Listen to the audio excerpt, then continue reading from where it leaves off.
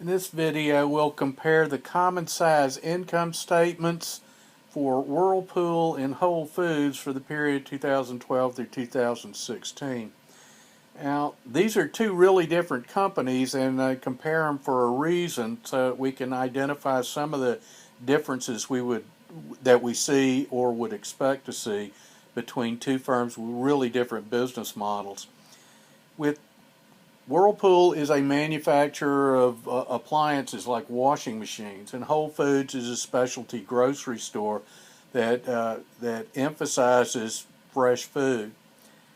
If we start with the common size income statement, a common size income statement divides all the numbers in the income statement by revenue, so that everything is stated as a percent of total revenue.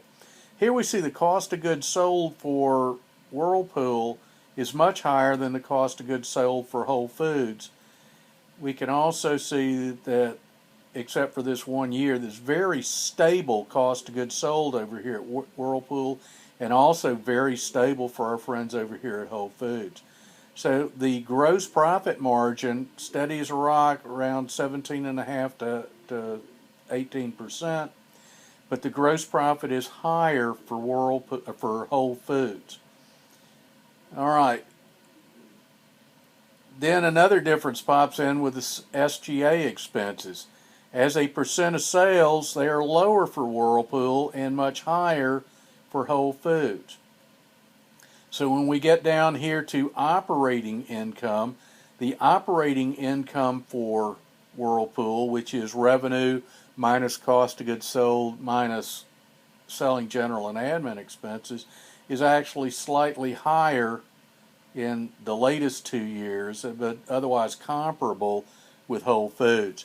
So Whole Foods has relatively lower cost of goods sold, relatively higher selling, general, and admin when compared to Whirlpool. If we get down here to the bottom line, and the bottom line being the net income per dollar of sales, the sales profitability, you see in the latest 2 years a slight edge for Whirlpool, all right, and it's up from 2012, and you see a slight decline in Whole Foods for the last 2 years relative to the ones before there. So very, very similar, not a lot of trend in these numbers, although there's a slight decrease in Whole Foods. If you consider 2012 an aberration year for our friends at Whirlpool, they're fairly stable for the last 4 years. Now, moving down to the assets, we're going to see a bigger difference in here because of the different business models have different requirements. Total current assets are around 45%, then drop to 38%. They are higher than for Whirlpool than for our friends over at Whole Foods. Notice that the inventory as a percentage of assets is much higher for Whirlpool than Whole Foods. Whole Foods does a lot of fresh food. They cannot hold a whole bunch of fresh food for long periods of time, so they tend to replenish it more often. So they restock inventory more often. Whirlpool, you can stack those washing machines one on top of the other, and they'll still be there a year from now. You also see that the accounts receivable much higher for Whirlpool than for Whole Foods, and you see the cash as a percent of total assets much higher for Whole Foods than we see for Whirlpool. All right.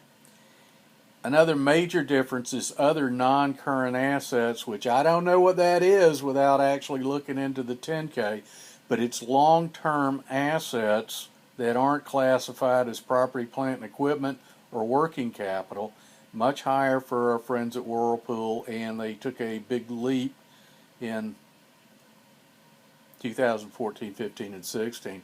One thing you commonly encounter in there is goodwill. That's purchasing other companies, so that might actually explain it. I haven't looked. I'm just trying to walk through the process of looking at the numbers themselves. So we're starting to see some bigger differences between the two firms. the main one we saw in the income statement was the mix of selling, general, and admin versus cost of goods sold for Whole Foods versus Whirlpool. Whirlpool, lower gross profit margin, all right, but the operating profit margin and the net income or the net profit margin are much more similar for the two firms. So the big difference was differences in SG&A and cost of goods sold. With the asset side of things, what we see is Whirlpool, whole lot more inventory, whole lot more accounts receivable in the working capital accounts, whereas Whole Foods has a whole lot more cash than our friends at Whirlpool. When we get down here to net fixed assets, as a percent of total assets, the property, plant, and equipment, much higher for Whole Foods. We also see a big difference here in other non-current assets as a percent of assets for Whirlpool. And again, we're looking at it as a percent of assets, so the dollar amounts aren't going to be as similar. If we go up here and look at dollar amounts of assets, they're 3 times higher for Whirlpool than for Whole Foods. But the common size income statement reduces everything to a percent of assets, so we get a better view of the mix of assets rather than the absolute dollar amount. If we flop down here and look at the liabilities, we also see some big differences.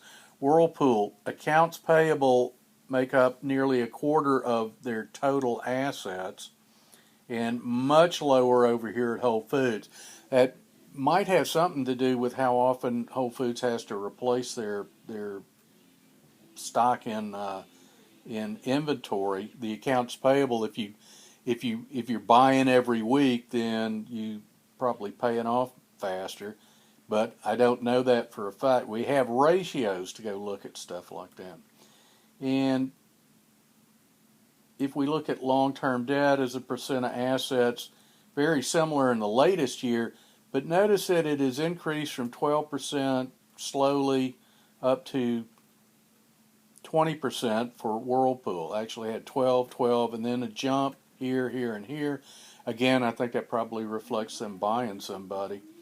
Look at Whole Foods, though. They had almost no long-term debt and then borrowed a bunch of money in 2016. Where's the equity come from? If you look at Whirlpool, they're about 75% debt, 25% equity. And with Whole Foods, it's more 50-50. But that's a change in 2016. Prior to that, they had relatively low amounts of liabilities, about 30 to 35% of total assets funded with liabilities, the rest of it's equity. So they increased their leverage to close to 50-50 during the latest year, and that's a big change. All right, so those are some of the things that we can spot going through the common size income statement and balance sheet.